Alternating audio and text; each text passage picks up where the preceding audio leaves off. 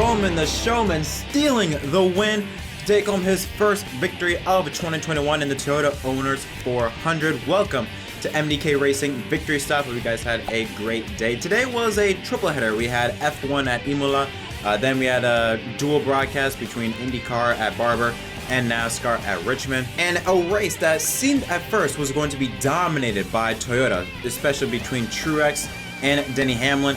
Out of nowhere, Alex Bowman comes in, steals the win, and becomes the series, I believe, 8th different winner of 2021. But now let's talk about how he got the job done. Like I said, the first really 80% of the race was dominated by Truex and Hamlin. I mean, in fact, in stage number one, it was all Hamlin, I believe. He led, I think, every single lap in stage number one. Truex would finish in second, Logano third, Byron fourth, Blaney in fifth, sixth was Bell, seventh Bowman, eighth Dylan, Keselowski ninth, and Kevin Harvick rounds up the top 10. Now, it should be important to note out that even though nothing happened in stage one, there were a lot of movers. Eric Almirola gained 10 spots from where he started. He needed a good run today. While you had some odd reason, the Hendrick drivers, in terms of Elliott, Larson, those two drivers we expected to be up in front and to perform very well, they struggled. Larson, from the get-go in stage number one, lost 17 spots. Chase Elliott lost 14 spots. I believe near the second half of stage one, he just dropped like a rock. Alex Bowman, on the other hand, was trending up. He started near the back of the field, or at least the back half of the field, and gained 17 spots in order to finish inside the top 10 in stage one. So he had a good car, a real fast car. It was even mentioned in the broadcast. But I don't think really anyone had an idea that he would be a race-winning contender. Again, because Hamlin and Truex was just so far gone. Now, stage two, nothing really happened, but there was a weird, very weird, strange, I don't know what you would call it, type strategy called by Jeremy Bullins and Brad Keselowski. So we start off at the beginning of stage number two. Hamlin is the leader. Lap 104, Truex then take over. And our first real caution, this is a neat little stat that I found out. The first real caution since the 2019 fall race, when it was 85 laps ago. That was the last time Richmond had a real caution.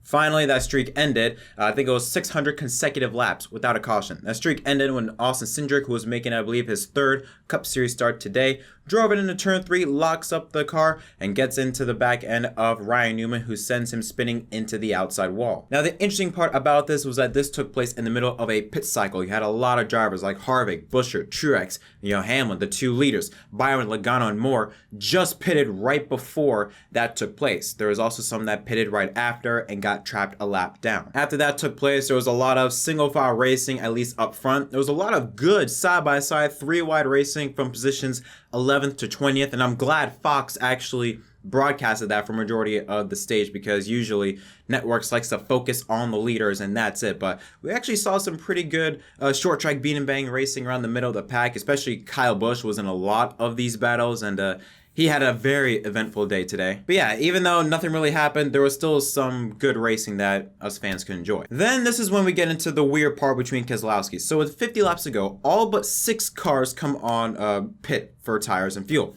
Hamlin, Truex, Keselowski, Kurt Busch, Joe Logano, and Ryan Blaney. However, Keselowski is the only one that's really in trouble. Now, like I said, with Truex and those guys, they pitted much later in the run after the Newman incident. Well, Keselowski last pitted right before that on lap 138. A lot of the other drivers pitted much later, around lap 170, 180, if I'm not mistaken. So Keselowski needed to pit very soon. He was really banking, him and his team was banking on a caution coming out.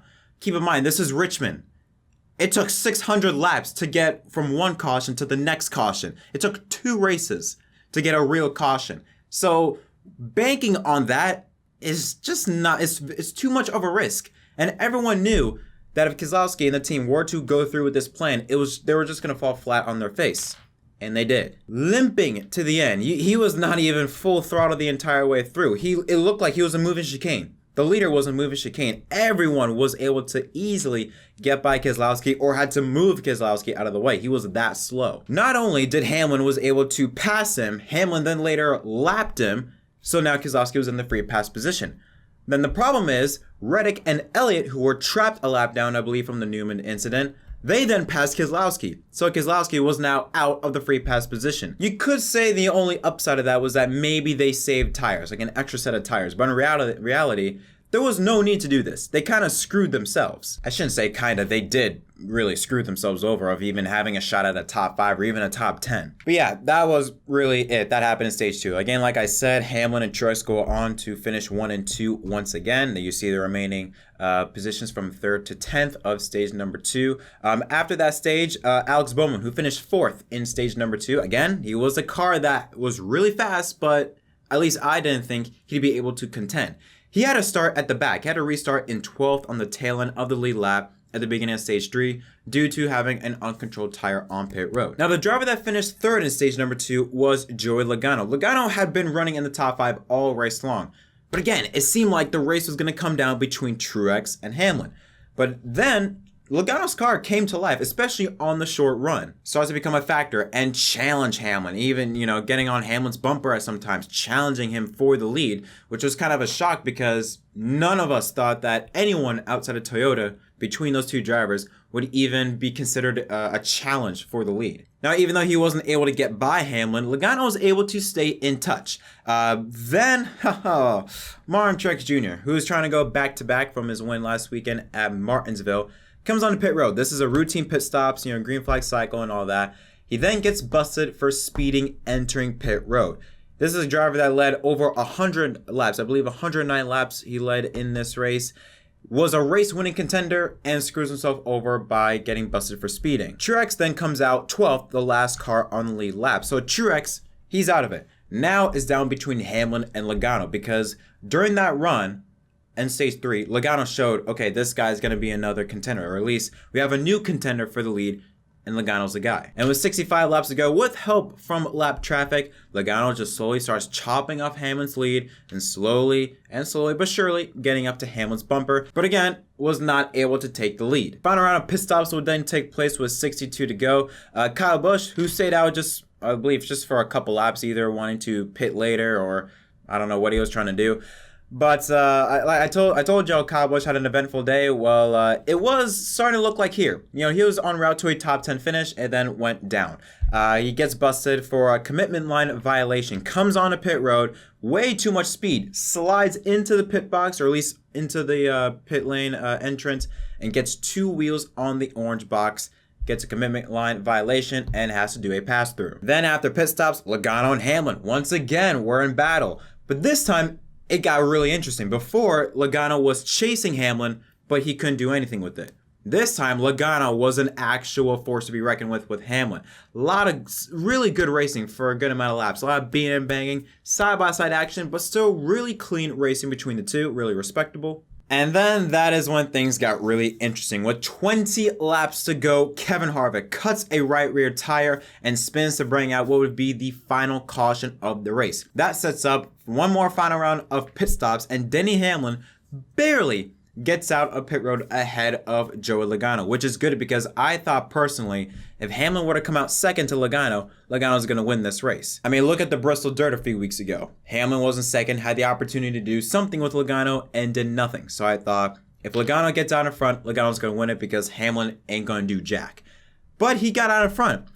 Unfortunately, Hamlin's problem would not be Logano, it'd be Alex Bowman. The driver that was around the top 5, was fast, but was never seen as a real contender. Remember, Alex Bowman started back in 12th place at the beginning of stage 3 due to having an uncontrolled tire and worked his way up back into the top 3. So he had a fast car, but it seemed like the only way he was going to have a shot at the win was if the cars were bunched up and he could get it on a restart because Bowman was another car that was really strong on the short runs. So you had Hamlin, Logano, Bowman, Bell, and Almirola. That was your top 5. When the restart comes out with 13 to go, Hamlin got a really good jump. Bowman on the inside in 3rd place, the second car on the inside lane, gets by Logano, and then is able to get underneath Hamlin. They have a good side-by-side battle for a lap or 2, and Bowman goes by to clear Hamlin with around 10 laps to go, and that was it. Hamlin started to reel in Bowman just a little bit due to lap traffic, but it would not be enough, and Alex Bowman will go on to win for the first time in 2021, becomes the series' 8th different winner. I believe scores his 3rd career win,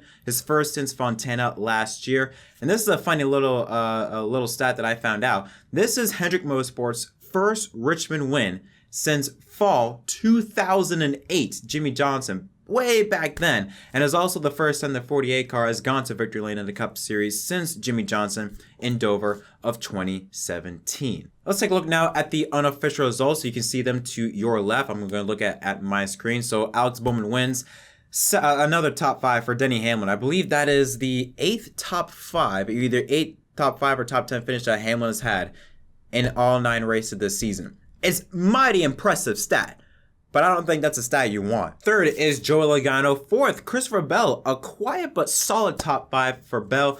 5th, Mark Truex Jr. was able to rebound from that speeding penalty, but would not be a factor at all for the win after that. How about Eric Almirola in 6th place? This team really needed it. I believe coming into this race, he was mid to late 20s in the standings. He needed a good run. 6th place finish, not too bad for the 10th team. 7th is William Byron. 8th, Kyle Busch was able to rebound a little bit from that commitment line violation. 9th, Matt Benedetto, another top 10, solid run for the 21 team. And Austin Dillon rounds out the top 10. 11th is Ryan Blaney. 12th, Chase Elliott. Chase Elliott was just off the entire race. He was just off. Him and Kyle Larson. You see Larson, I believe Larson finished like 17th. Those 2 cars we expected to be up there. Or Larson finished 18th, my bad. But we expect those cars to be up there with Byron, with Bowman.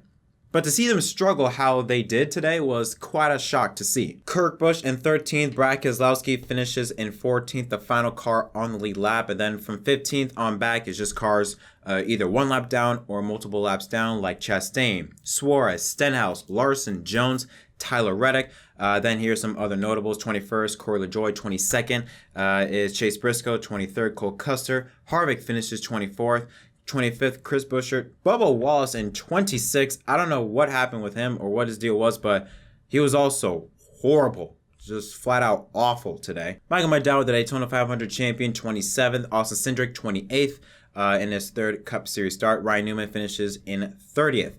Overall, again, like I said, it was a meh race. It was just meh. I don't know. I mean, lately, Richmond has been known to either be really good or really bad or meh. But it was a really nice, battle near the end, I believe, under 50 laps ago. The battle between Logano and Hamlin was really fun to watch. The pit strategy that was going on. And that drive from Bowman to come from 3rd to 1st when I don't think anyone really had an idea that he'd be a race-winning contender. That was a very, very nice move that he made on that final restart. But yeah, next week is going to get really interesting because NASCAR will be going to the Talladega Superspeedway for the Geico 500. It's going to be very, very fun to watch. We could see a repeat winner, or we could see what I think is going to be NASCAR's 9th different winner of 2021. Regardless, it should be a fun one to watch. But congratulations to Alex Bowman. Overall, when I look at certain drivers and the type of speed that I see from their cars, there are some drivers that I worry about. Chip Ganassi Racing, Kurt Busch, and Ross Chastain. Kurt Busch started out the season pretty strong, but since then, not only him, but both drivers have done nothing since leaving Daytona. Kyle Busch, he finished 8th, and I believe even at some point late in the race, he was around the top 3. So he had a nice run, but he wasn't a contender.